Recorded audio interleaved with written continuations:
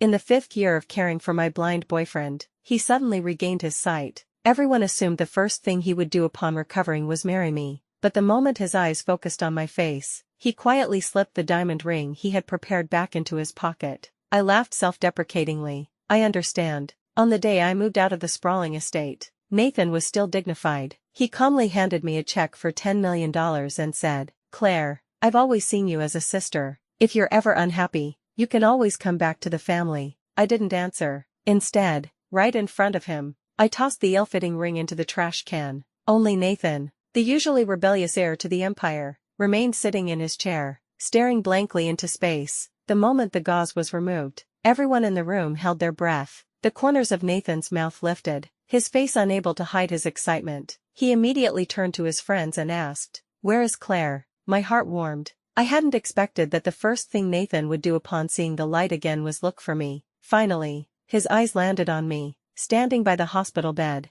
weeping with joy. Although I had only met Nathan after he lost his sight, 5 years of meticulous care and companionship meant that everyone, myself included, believed he would recognize me at a glance. Nathan's gaze swept over my face, and his expression instantly froze. Even the ring box in his hand was quietly tucked behind his back. "Stop joking. How could you be Claire?" The moment Nathan said those words, an inevitable silence fell over the room. Sensing the shift in atmosphere, one of his friends quickly pulled me in front of Nathan, trying to give him away to save face and trying to salvage my crumbling dignity. I smiled bitterly. "Do you still want to propose to me?" The question made Nathan stiffen. His fingers unconsciously rubbed his eyes, which had just seen the light again. A suffocating silence filled the hospital room. After a long while, he whispered, "I'm sorry, I've always thought of you as a sister." In the end, I was the one who stood up, just like always, to organize the toiletries by his bedside. I considerately changed the subject. "Do you want some water?"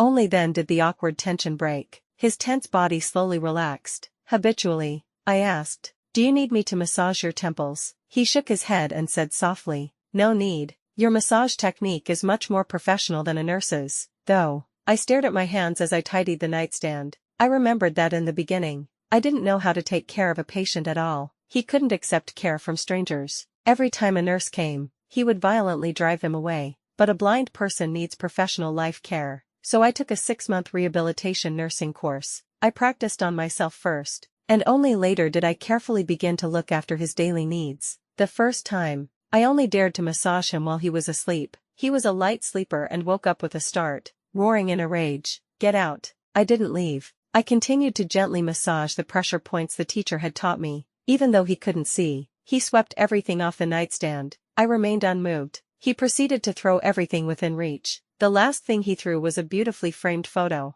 capturing the moment he stood high-spirited at his company's IPO signing ceremony. When his forehead was cut and started bleeding, he heard the sound and tried to get up to check, but because he couldn't see, he could only sit helplessly on the bed. Finally, he covered his face and broke down crying, "Just go. Leave me alone. There's no hope. I can't see anything. I'll never see again in this life." At that time, he was completely in despair. I insisted on staying by his side every day. It wasn't until his mother found him cutting his wrist in the bathroom and rushed him to the hospital that things changed. His mother was at her wit's end. I crouched by the hospital bed and said, "Look in my direction." He turned blankly toward my voice. I said, "Everything will get better. Trust me." Back then, I wasn't even sure if I could wait for this day myself. From then on, I moved into his apartment. Nathan's mother held my hand, tears streaming down her face, saying that all these years were thanks to me. I understood the hesitation in her expression perfectly. I said softly, "As long as Nathan doesn't chase me away, I will stay with him." But in truth, even if he chased me, I wouldn't have left. When another visit to the psychiatrist yielded no results, he broke down. "Get out. Everyone get out." By then, he could sit on the sofa by himself. The living room was a mess from his rampage. Fortunately, he had learned to avoid me and no longer threw things at me. After he finished venting, I walked over to him and said once again, "Nathan, trust me." I said that phrase for 5 whole years. Slowly, he began to accept treatment. His optic nerves started to react, and eventually, he could distinguish light and shadow. Until yesterday, when the surgery was completed, the attending doctor was amazed, saying the results exceeded expectations. Barring any accidents, he would see again. When Nathan's mother heard the news, she immediately stuffed a bank card into my hand. I stared at the card in a daze. For 5 years, I had never thought about any reward. His friends called me their future sister-in-law, but only I knew that I wasn't even technically his girlfriend. We had never formally confessed our feelings, let alone defined the relationship. But I always remembered what Nathan said. Claire, when I can see, let's get married. That was after his first treatment, when the doctor politely suggested hope was slim. I was supporting him as we walked home. As soon as we entered the door, he lost control emotionally. A once high-spirited financial elite plunged into endless darkness. No one could accept that easily. I hugged him tightly. He bit my shoulder hard. The bite was deep. I still have the scar on my shoulder today. He sobered up instantly when he felt the blood. I'm sorry, he said in a panic. After apologizing, as I massaged his temples like usual, he suddenly said those words. No, before that, he asked, Claire, is there a place for me in your heart? I didn't dodge the question. I looked straight at him and said, yes. He was silent for a long time before saying he would marry me. But I didn't do these things to exchange for anything. I just hoped that one day, he would love me the way I loved him. Now, I stood up habitually, ready to massage him. I knew he was watching me. After a long time, he spoke. Claire, you don't need to do these things anymore. My hands paused, but I insisted on finishing. I looked up and asked, refusing to give up, Nathan, do you still want to marry me? He looked like he wanted to speak but stopped. In the end, he said nothing. I could only laugh bitterly at my own naivety, but he had put this ring on my finger himself, with feelings buried deep for so long. How could I not harbor some illusion? I stood up and went to the bathroom to wash the medicinal oil off my hands. The ring on my ring finger felt like it was searing my skin. Outside the door, he said, Claire, I think of you as my biological sister. Tears dripped into the sink. I quickly wiped them away. Please don't say things like that. Words like that are too cruel for me. When I walked out of the bathroom, the living room was still lively. I lowered my head, looked into Nathan's eyes, and struggled to pull off the ring. Actually, the size didn't fit. It was a size too big. I didn't know if it was his oversight or if it just wasn't prepared for me, but I had kept lying to myself that all rings were like this, wrapping medical tape around it several times to keep it on.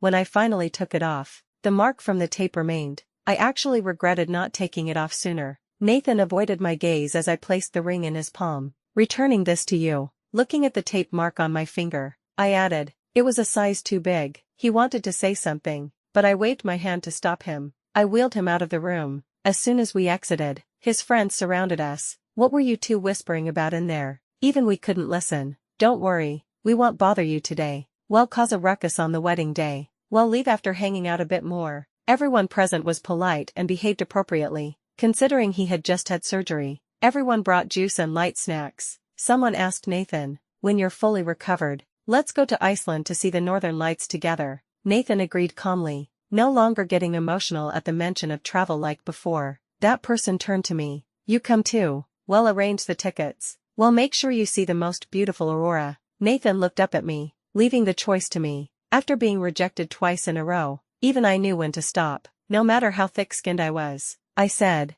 you guys go ahead and have fun. But Nathan suddenly said, why don't you come along? You are my sister. After all. As soon as he said this, everyone froze. A friend next to him patted his shoulder lightly. That's a bad joke. More friends quickly smoothed things over. He just got his sight back. His brain isn't clear yet. Sister-in-law, don't mind him. The comment was glossed over in the banter, but Nathan remained silent. A memory surfaced of my best friend's expression when she saw me wearing the ring. Have you really thought this through? If he regains his sight, will he really choose you? The question I couldn't answer then finally had an answer now. No. The atmosphere of the gathering remained harmonious. Amidst soft music, everyone chatted about the past. I lowered my head and searched for travel guides to Iceland. They talked about vacationing in Iceland, discussing expenses in the tens of thousands like it was nothing. In that moment, I truly felt what my friend meant by people from different worlds. I quietly stood up, immediately feeling Nathan's gaze follow me.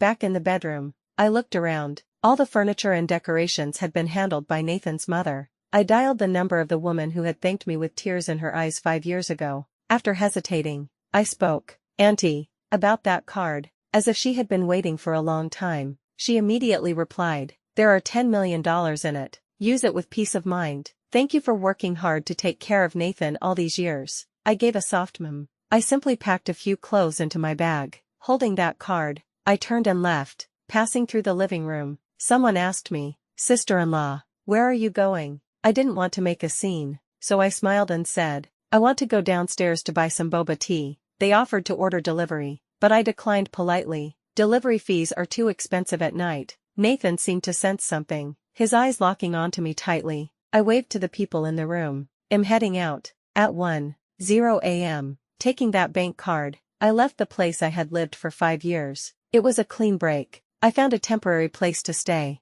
not having to worry about his mood every moment, not having to live in fear that he would do something foolish. The sudden relaxation actually made me uncomfortable. I stood on the balcony, looking at the sparse starry sky. The night was silent, and I began to listen to my inner voice. I thought I would be in agony, crying a river, but I wasn't. I just looked at my empty ring finger, wondering when I would forget the feeling of a ring having been there. That night, I only felt the night breeze was slightly cool and the starlight cold. Nathan called in the early morning. After connecting, there was silence. Finally, I spoke. "Is something wrong?" He hesitated and said, "Claire, I want to drink the millet porridge you make." After going blind, he practically went on a hunger strike. I cooked different things, but he refused to open his mouth, until I begged him, crying, "Please drink a mouthful. You can't go on like this." Perhaps he couldn't bear to hear me cry, so he frowned and tasted a mouthful of millet porridge. He didn't like the store-bought kind because I had figured out the texture he liked. But everything from yesterday was vivid in my mind. His silence was still ringing in my ears.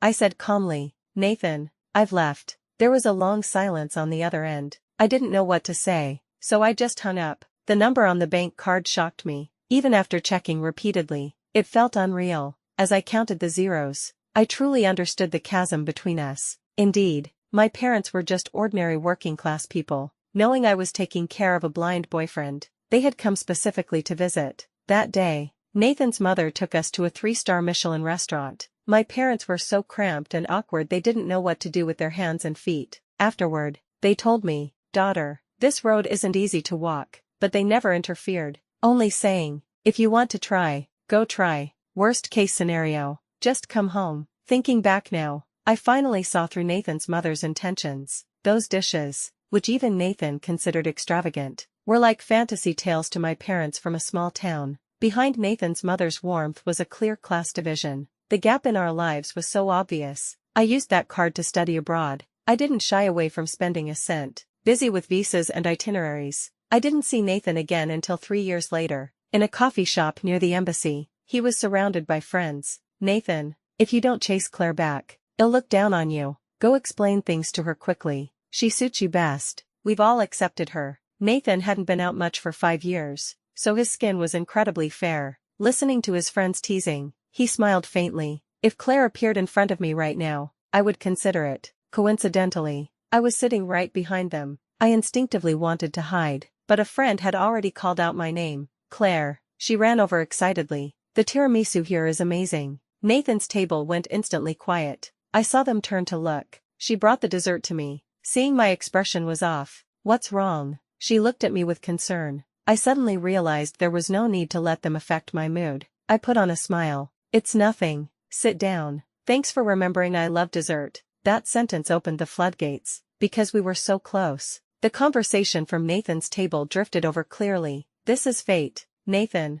you should apologize. Where are you going to find another sister-in-law this good? If you don't clear this up, we can't be brothers anymore." Their voices were the same as ever. They had all shown concern during Nathan's hardest times. Among them was a girl who had always had a secret crush on Nathan. When she went into the hospital room to visit Nathan, he deliberately threw a glass of warm water in her face. Her carefully applied makeup was instantly ruined, water dripping down her cheeks and soaking her collar. The girl stood there awkwardly. I quickly took tissues from the closet and handed them to her. Nathan looked at her coldly, a sarcastic smile on his lips. "You want to chase me looking like that?" The girl's eyes turned red. I quietly closed the hospital room door. After she came out, she held her head high and said to me, "I won't like Nathan anymore. He doesn't deserve it." She turned to leave, water still dripping from her face. At the end of the corridor, she turned back, watching me cleaning up the wet tissues on the floor. She said shyly, "You're really nice. Thank you. Also, don't be so good to him anymore. He's not worth your sacrifice." With that, she walked away quickly. Later, we became good friends,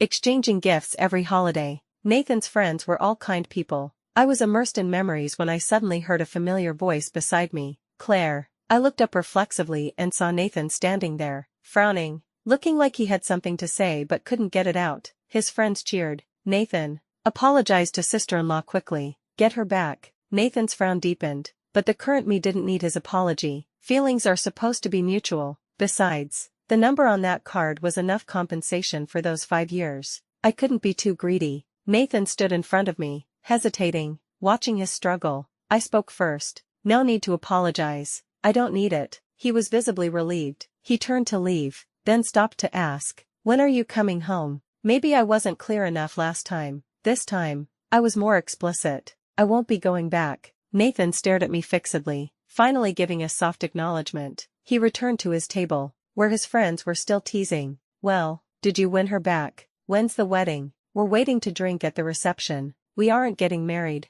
Nathan said, his tone indifferent and impatient. The whole table went silent. Nathan raised his voice, anger lacing his words. Why do you assume I'll marry her? Does sacrifice have to be repaid with marriage? I said, I only see her as a sister. Third time. I really should stop. I stood up and said to his friends, the marriage thing was a misunderstanding. I was just paid to take care of Nathan. Nathan looked up at me deeply. I met his gaze without flinching. Looking at his gloomy expression, I said, we don't even have a sibling relationship. Let's just be strangers. During those 5 years of caring for Nathan, I often wondered, if Jane Austen's Mr. Darcy hadn't met Elizabeth, would he have fallen in love with Charlotte? At first, I thought he would. Later, I thought he wouldn't. I went back and forth between would and wouldn't, never finding an answer. I don't know their ending, but the answer for Nathan and me was clear. Nathan fell in love, loudly and conspicuously. He announced it officially on social media, generously introducing his girlfriend to all his friends. It was hard for me to pretend I didn't know.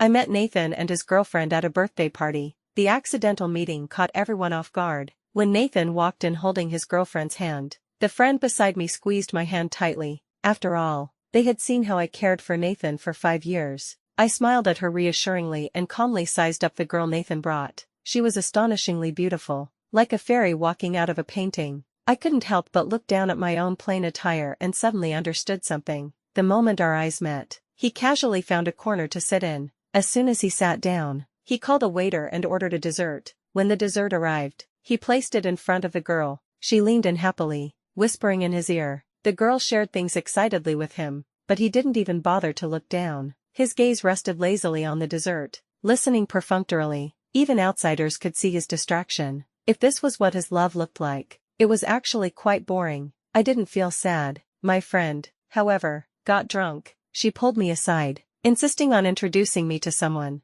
I patiently told her she was drunk. As I supported her to leave, Nathan's girlfriend called out to me, "Sister, I know you." I stopped. She continued, "Thank you for taking care of Nathan all those years." I nodded and prepared to leave with my friend. The girl, eager to prove something to me, didn't notice the atmosphere suddenly solidifying. She hurriedly stood up to block my way, but if I had been by Nathan's side back then, I could have done it too. Those late-night panic attacks, the glass cups thrown at random, the long nights without sleep. She said she could endure that too. I chuckled softly. Anyone can say those words, but there are no ifs in reality. But who knows? Maybe if Nathan's eyes had problems again, she could try and see if she could handle it. Nathan's face had already darkened. Friends quickly stepped in to smooth things over. I joked, if that time really comes, it's better to hire a professional nurse. Just that one sentence caused Nathan's anger to explode instantly. Bang! A wine glass was slammed heavily onto the table. I looked over sideways. He interrupted me impatiently. Let the past stay in the past. It's pointless. His words stung. He felt that period was too humiliating, something he didn't even want to mention. The next day, when my best friend heard about this, she stomped her foot in anger. What did she mean? Was she showing off? Looking at the shocking compensation amount on my phone, I suddenly felt unusually calm inside. Only then did I truly understand the power of money. My friend insisted I was just putting on a brave face and tried to persuade me again. Nathan has a new love. Do you want me to set you up? With your qualities, you can find anyone. People nowadays chase flash marriages, but I preferred to take it slow, wanting to meet someone I could date earnestly. I declined politely. No need. Seeing my refusal, my friend was convinced I couldn't let go of Nathan. She cursed Nathan, and I smiled and agreed with a few sentences. Time passed slowly. I learned photography and fell in love with traveling. During this time, people showed interest in me, but as soon as I said I wanted to get to know each other slowly, they fled like I had the plague. Not long after,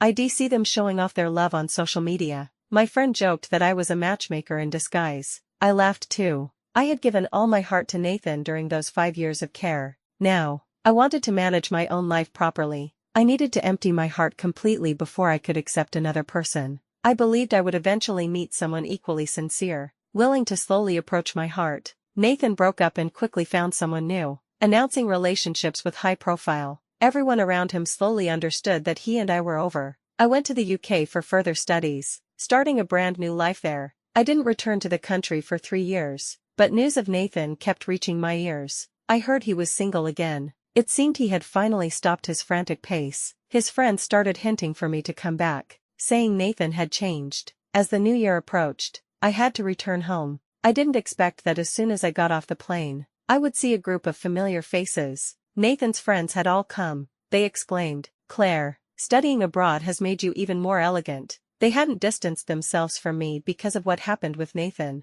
One friend had specifically messaged me the day Nathan and I parted ways. "Claire, even without Nathan, I want to be your friend." But what surprised me most was that Nathan was there too. He stood outside the crowd, staring blankly into the distance. In the end, he spoke first. "Long time no see." His attitude was completely different from 3 years ago. He greeted me like an old friend. I responded politely, "Long time no see." He hesitated and said, "My eyes." Halfway through his sentence, my phone suddenly rang. I smiled apologetically and answered the call. "Sister, where are you?" A clear, bright male voice came from the receiver. His tone infected me. "I'll send you my location. Don't rush." After hanging up, the friends had already decided on a place for dinner. When they finished speaking, I asked, "Can I add one person?" Everyone asked curiously, "Who?" A figure wearing a beige coat matching mine ran over from the distance, like a warm little sun. He grabbed my hand directly and whined, "I missed you to death." The action was so fast that the friends were stunned. I wanted to help him with his luggage, but he firmly refused. I had to introduce him to the friends. "This is Liam, my boyfriend." Fate is strange like that, arriving quietly when you least expect it. When Liam first confessed, I still said I wanted to take it slow. I thought he would give up quickly like the others, but he really walked slowly with me. By the time I realized it, my life was already full of his shadow. At my age, when I say I want to take it slow, many people think I'm brushing them off, but this boy, younger than me, truly accompanied me step by step, passionate and sincere. "You hit him well. If not for this, we wouldn't have known. You have to treat us." Actually, it wasn't that I intentionally hit it. I didn't expect him to follow me back. That day, I missed my flight due to traffic. While rebooking, I received his pitiful message, "Why aren't you here yet? Waiting is so hard." It turned out he had bought the ticket next to mine to surprise me, but due to the mishap, we missed each other. He had arrived at the airport early to wait for me.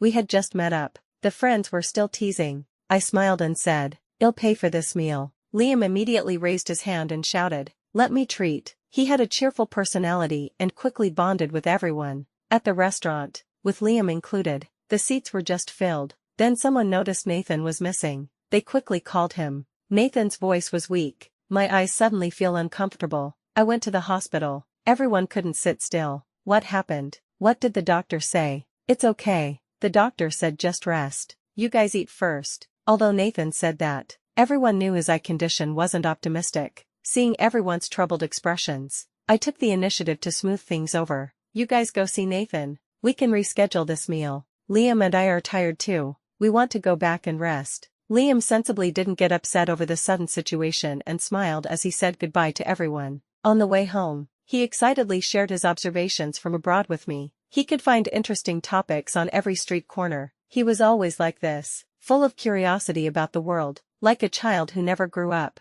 No one expected that when we got home, we would see Nathan standing at the door. Liam paused while holding my hand. Seeing Nathan approach, he proactively greeted him. "Nathan." His tone was gentle. He even addressed him politely. I couldn't help but glance at him. Nathan smiled at him but didn't respond. He looked at me. "Claire." His gaze followed me constantly. "Long time no see," he repeated. Liam didn't get angry at being ignored. He stood quietly by the side, holding my hand. Nathan opened his mouth, but I introduced him first. This is my boyfriend, Liam. Nathan forced a stiff smile. Then he said. My eyes might be having problems again. Liam immediately said with concern. Then hurried to the hospital for a checkup. He took out his phone and asked seriously. Do you want me to call a car for you? He added. After all, my girlfriend isn't a doctor. Nathan acted as if he hadn't heard and called out again. Claire. Liam turned and asked me. Sister, why is he ignoring me? How would I know why Nathan was ignoring him? Nathan called again. Claire. Liam leaned close to my ear and asked. Sister, what's going on? I pushed his head away. I don't know. He leaned back in, wanting to ask more. I habitually took out my keys to open the door, then remembered Nathan was still there. Liam didn't hide it. Sister, Nathan is still waiting. Nathan's expression twisted slightly. Seeing me look at him, he finally said, Can we talk? Liam shook my hand. Sister, he has business with you. Only then did I realize he had been deliberately acting innocent from the start. I went along with him. Nothing to talk about.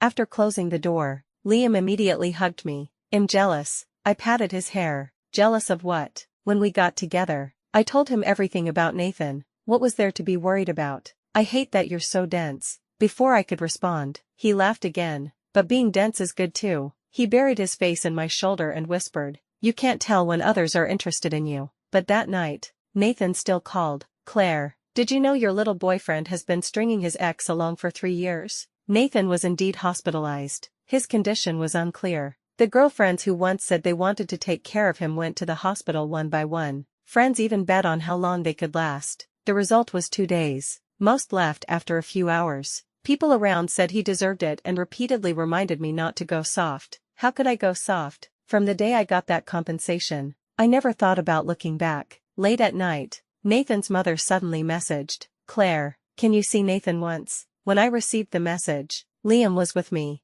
I refused directly. Sorry, my boyfriend would mind. She called, begging bitterly. I'll pay whatever you want. Nathan refuses to eat a single bite. How did it come to this? How did it come to this? She was incoherent, her voice choking up. I guessed from her fragments that Nathan's eye condition wasn't good. Auntie cried. Why does it have to be our Nathan? Help me. If he goes on like this, something will happen. Liam listened from the side and said understandingly. It's okay to see him once. I won't overthink it, but it was meaningless. Why did we have to meet? And if I agreed once, they would take advantage and ask for more. I persisted with the broken woman. I'm sorry, we are settled. I'm living well now. Nathan should move forward too. The next day, I learned from friends that Nathan had complications with his eyes. The doctor said there was a small probability he would go blind again. He had just regained the light, and now facing darkness again it was hard to accept the blow. I chose to ignore her messages, but Nathan suddenly called. I thought he was calling to ask which hospital I used to go to for checkups, but he said,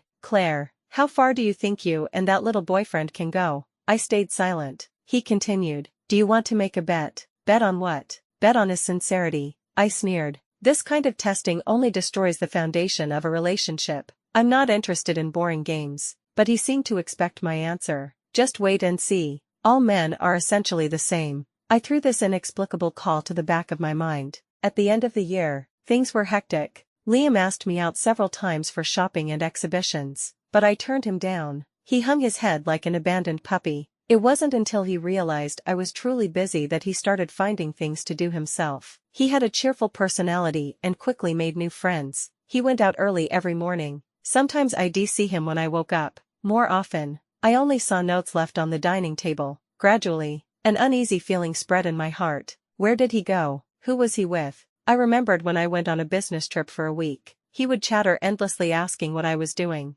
Now I finally understood his feelings back then. I wanted to find time to talk properly, but before I could speak, Nathan sent a photo from a new number. In the photo, Liam was laughing and talking with a girl in a coffee shop. My heart sank. He told me he was meeting an old classmate. Nathan's messages followed. See, what did I say? Guess if he'll come home tonight. I blocked him, but I couldn't control myself from messaging Liam. What are you doing? He replied instantly. Eating with a friend. I hesitated for a long time but ultimately didn't ask when he'd be back. Around 10, he volunteered. Then I would wait until 10. Time ticked by. I paced restlessly in the living room. It was 11. Liam hadn't returned, nor had he sent any messages. Nathan called from yet another number. Believe me now, men are all the same. I suddenly felt it was ridiculous. Even if he really betrays me, so what? I can just start over. I never dared not to love again just because I was hurt. When that girl who liked Nathan said he didn't deserve me,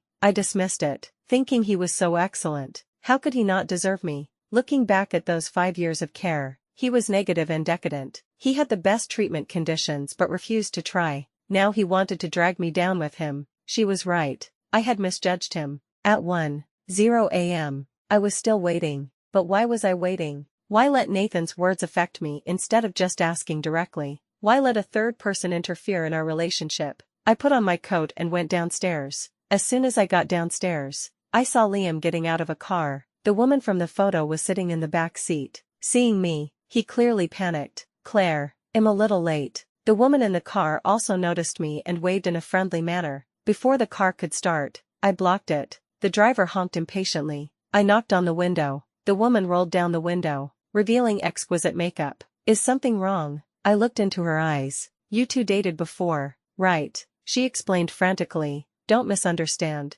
I'm just here on a business trip." I interrupted her. "Please answer my question." Liam explained urgently. There was traffic on the way. 10 o'clock became 1 in the morning. What magical traffic jam was this? My tone was firm. "Tell me the truth." "Yes, during our relationship, Liam never mentioned this past. Some people might not care, but I cared deeply." I turned and walked away. The woman quickly got out of the car to explain. "It really was just a coincidence. He said he was traveling here, so we had a meal together. Nothing happened. If you don't believe it, check the surveillance cameras." She explained more and more until Liam interrupted sharply. "Enough." She froze. Liam said, "You go first." After watching her leave, he stopped me as I prepared to go upstairs. "We need to talk." I looked up at him. "Nothing to talk about. The most important thing in a relationship is honesty." I told him everything, but he dated his first love behind my back. I wasn't a fool. I only chose to play dumb because I liked him. I didn't want to talk much to others, nor did I want to respond to others' kindness. I pretended not to see any advances, closing myself off. "Since that's the case, let's break up." This relationship started fast and ended fast. Friends asked me out to play and told me to bring Liam. I said directly. We broke up. Friends expressed regret and offered to set me up. I still refused. I still believed in sincere feelings. If I didn't meet any, being alone was fine too. Nathan's mother kept calling me, begging me to see him. I never relented. I sent her the nutritional recipes and medication suggestions I had compiled before, then booked a flight back to my hometown. This time I made the flight. As soon as I sat down, I found Liam there too. He looked at me with a smile. "Sister, we didn't miss each other this time." But he wasn't even willing to understand why I was angry. He only thought about how to coax me back. "I'm sorry. Let's start over." "Okay, can you forgive me? Let's not be like this." He repeated these words over and over. When he was chasing me, he would analyze a single message from me repeatedly. Now he wasn't even willing to give a reasonable explanation. Moreover, when Nathan's mother begged me bitterly to see him just once, I refused. I really couldn't figure out what reason he had that made seeing his first love mandatory. No need to say any more. Let's leave it at this. I got off the plane. He was still standing there. When I turned back while hailing a taxi, he had already left. The passionate boy couldn't keep his composure in the end, but it didn't matter. At least I had experienced his warmth. I would still look forward to welcoming the next destiny with anticipation.